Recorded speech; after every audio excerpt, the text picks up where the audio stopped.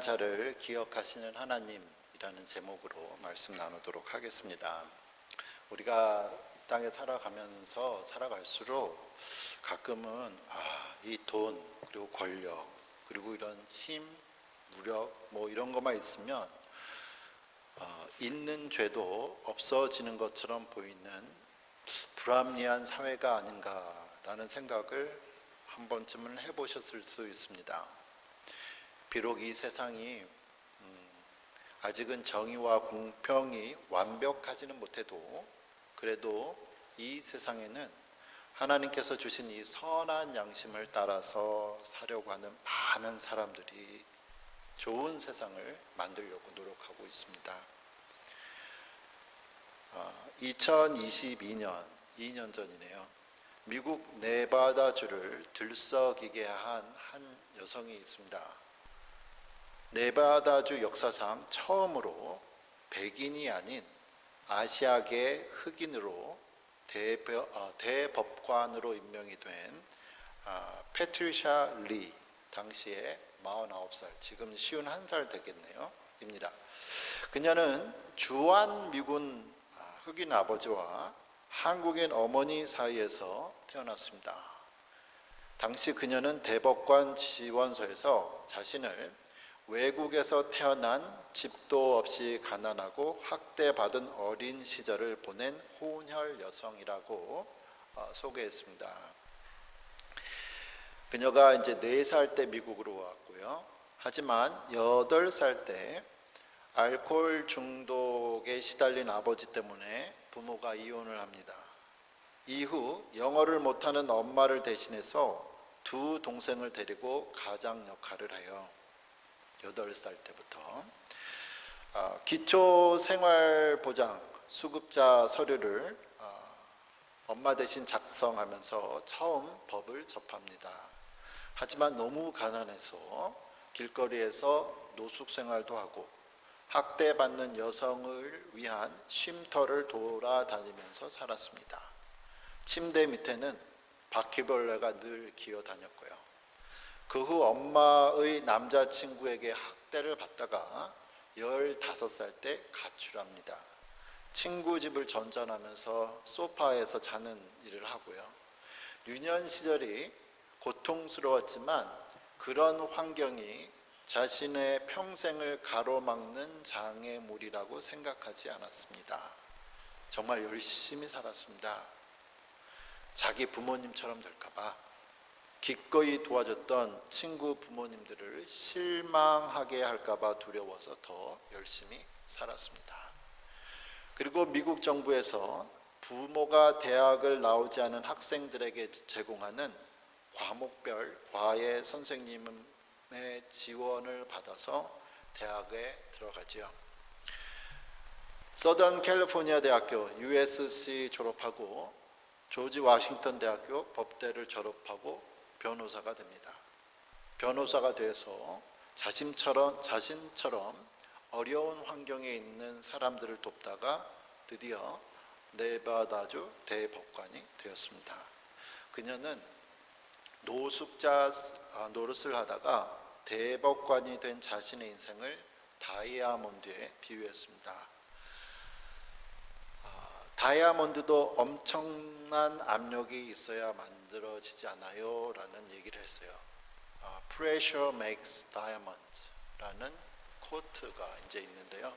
이 말은 1885년에서 태어나서 1945년에 하이델베르그에서 교통사고로 죽은 미국의 삼성 3스타였던 조지 패튼이라는 한 사람이 군인이 말한 겁니다. Pressure makes diamond. 다이아몬드는 압력이 있어야 만들어진다. 힘이 없는 가난한 사람뿐만이 아니라 힘이 없는 나라도 서러움을 당합니다. 힘이 없는 나라가 주변의 강대국들이 연합하여 들어온다면 제대로 싸워보지도 못하고 전쟁에서 지는 게 순리죠. 오늘 성경 본문에서 다윗은 작은 나라 이스라엘의 왕으로 주변의 두 강대국이 연합하여 왔을 때 상황을 기록하고 있습니다.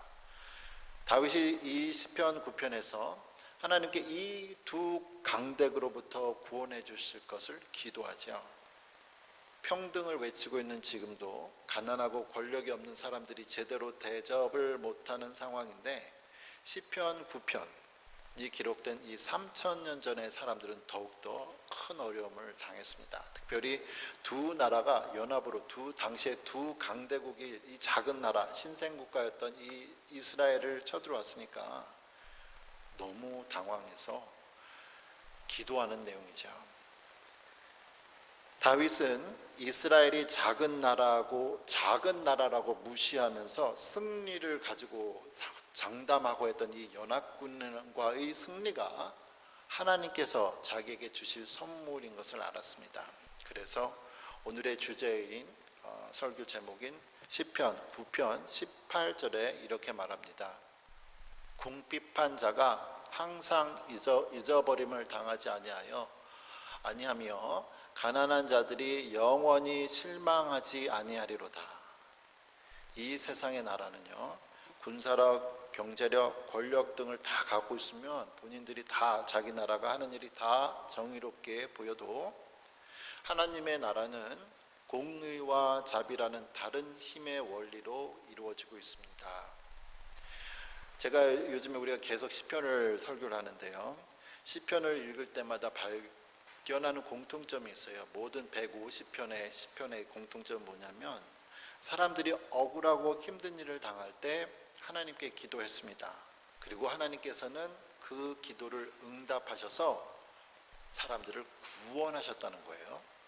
특별히 많은 시를 지은 이 다윗을 보면 이상하게 다윗은 다른 사람들보다도 더 많은 고난의 시간을 지었습니다. 그래서 가장 많은 시를 지은 사람이 다윗이죠. 시편에. 다윗은 이러한 고난의 시간을 통해서 더 성숙한 하나님의 사람이 되었습니다. 마치 다이아몬드가 높은 압력을 통해 만들어지듯이 말입니다. 다윗은 없는 것이 아니라 없는 것이 정말 너무나 많은 사람이었지만 그에게는 하나님이 있었습니다. 여러분에게는 무엇이 부족한가요? 여러분에게 없는 게 무엇입니까? 지혜가 부족하신가요? 야고보서 1장 5절은 이렇게 말씀합니다. 너희 중에 누구든지 지혜가 부족하거든 모든 사람에게 후히 주시고 꾸짖지 아니하시는 하나님께 구하라. 구리하면 주시리라.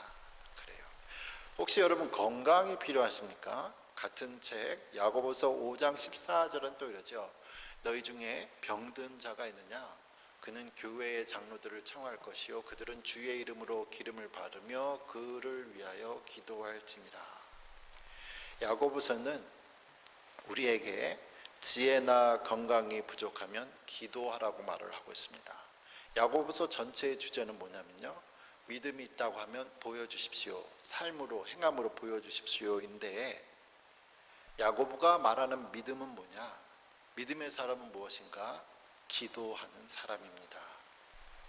이제 막 아기 아빠가 돼가지고요, 아기를 어떻게 잘 재울지도 모르는 신혼부부가 있었습니다. 아기 아빠가 아기가 매일같이 울어요. 아이고 얘를 근데 이거 계속 우니까 아빠가 어떻게 할지를 모르고 아빠도 힘들어하고 지쳐있죠. 마침 그때 남자의 어머니가 집을 방문했습니다. 계속 울고 있는 이 손자를 안고 또 어쩔 줄 모르는 아들을 보면서 어머니가 나한테 줘라. 그래요. 내가 재울게. 그래서 어머니가 손자를 안고 조용한 방으로 들어갔습니다. 얼마나 지났을까요? 오랜 시간이 지나서 어머니가 잠든 아이를 품에 안고 나오세요. 그 아들이 자기가 할 때는 아이가 잠을 안 잤는데 어머니가 하니까 잠자는 아이를 보고서 너무 깜짝 놀라서 어떻게 이 울던 아이를 재울 수 있냐고 묻습니다. 그때 어머니가 이렇게 말씀하세요. 그 비법이 알고 싶니? 그것은 아이가 잠들 때까지 안고 있는 거야. 방법이 없어요. 방법이. 여러분, 우리 모두는 하나님께 앞에서 우리가 어떻게 해야 할지 모르는 그런 문제들을 가지고 몰라서 울고 싶은 때가 많이 있습니다. 그것을 갖고 하나님 앞에 나와서 하나님께서 해결해 주실 때까지 기도하십시오.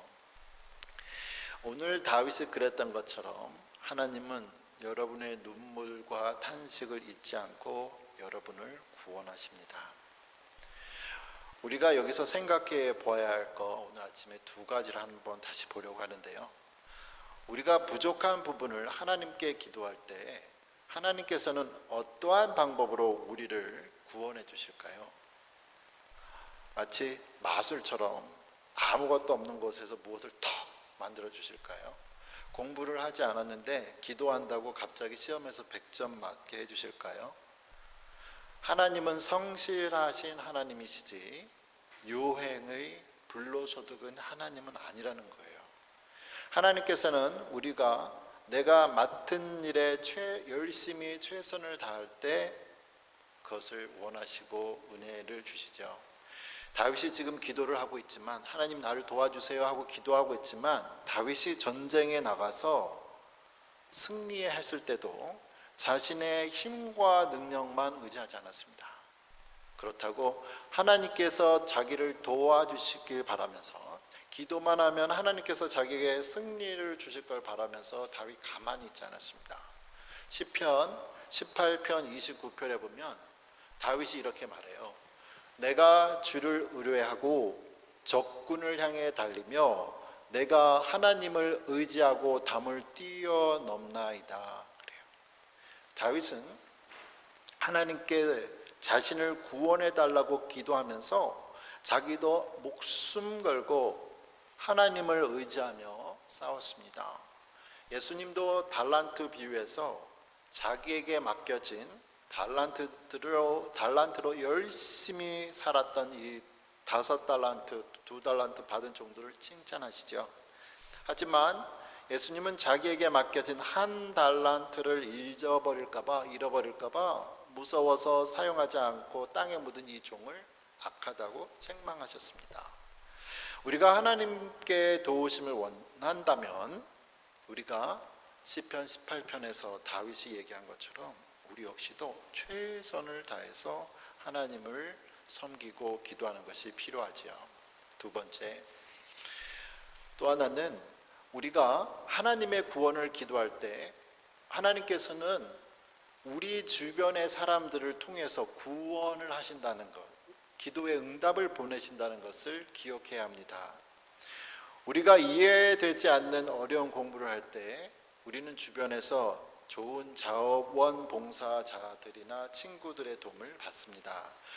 우리가 몸과 마음이 아플 때는 좋은 의사 선생님들을 통해서 도움을 받죠. 내가 돈이 없어서 곤란한 상황을 맞을 때는 이름도 모르는 사람에게 경제적 도움을 받을 수가 있습니다. 즉, 하나님은 우리가 어려울 때 내 주변의 사람들을 통해서 역사하시는 거예요. 다시 거꾸로 말하면 우리가 언제나 도움을 받고 사는 입장은 아니죠. 우리도 언젠가 하나님의 일꾼이 되어서 다른 사람들을 도와줄 때가 있습니다. 그리고 그렇게 해야 합니다. 예수님도 마태복음 25장에서 우리가 감옥에 갇힌 사람들, 가난하고 어려운 사람들을 도운 것이 바로 예수님을 도운 거라고 말씀하셨어요. 사도 바울도 가난한 자들을 돕는 사명을 받았다고 말합니다. 바울이 갈라디아서 2장 9절 10절에 이렇게 말하죠. 또 기둥같이 여기는 야고보와 게바와 베드로입니다. 야고보, 베드로, 요한도 내게 주신 은혜를 알므로 나와 바나바에게 친교의 약속을 하였으니 이는 우리는 이방인에게로 그들은 할례자에게로 가게 하려 함이라.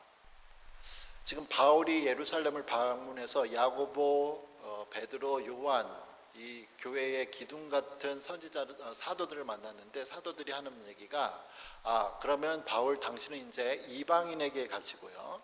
우리는 우리 유대인은 우리 유대인에게 복음을 전하겠습니다라고 하는 거예요. 그리고 10절에 다만 그들이 바울에게 뭘 부탁했냐면 다만 우리에게 바나바와 바울에게 가난한 자들을 기억하도록 부탁하였으니 이것은 나도 본래부터 힘써 행하였노라고 말을 하죠. 둘 다 복음을 전하는데 공통적으로 복음을 전하면서도 또 해야 될 게 뭐냐면 가난한 사람들을 기억해 주십시오라고 얘기했고, 바울은 나는 옛날부터 내가 지금 사도로 일하기 전부터 가난한 사람 돕기를 힘썼다고 말을 하고 있습니다. 내가 다른 사람들을 돕기 위해서는요, 가난한 사람 돕기 위해서는요, 내가 뭐가 있어야 도울 거 아니에요? 내가 다른 사람들의 공부를 돕기 위해서는 내가 열심히 공부해서 가르칠 뭐가 있어야겠죠. 내가 아픈 사람을 돕기 위해서는 내가 열심히 해서 좋은 의료인이 되어야 합니다. 내가 다른 사람을 경제적으로 돕기 위해서는 내가 열심히 또 벌어야겠죠. 이것이 바로 우리가 공부하고 건강을 챙기고 경제적인 활동을 하는 이유입니다.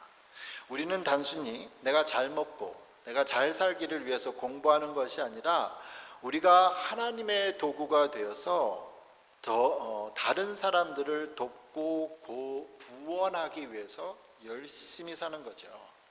이제 내일부터 톨리도 대학이 시작되는데요. 새로운 학년이 시작됐습니다. 학교로 돌아간 학생들이 공부하는 이유가 뭘까요? 왜 공부를 할까요?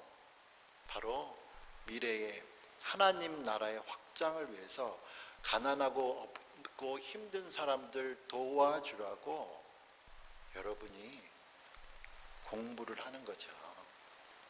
그래서 이 귀한 학창 시절이 여러분의 미래와 또 이 하나님의 나라를 준비하는 귀한 시간이 되기를 소원합니다. 특별히 오늘 우리 교회가 창립 33주년을 맞았습니다. 우리 교회의 존재 목적이 무엇일까? 하나님을 찬양하며 이 지역에 하나님의 구원을 보이는 일이죠. 우리 교회가 이 지역에 하나님의 사랑과 구원을 나타내는 나누어 주는 귀한 교회가 되기를 소원합니다. 하나님께서 여러분 복 주시길 소원합니다. 아멘. 기도하지요.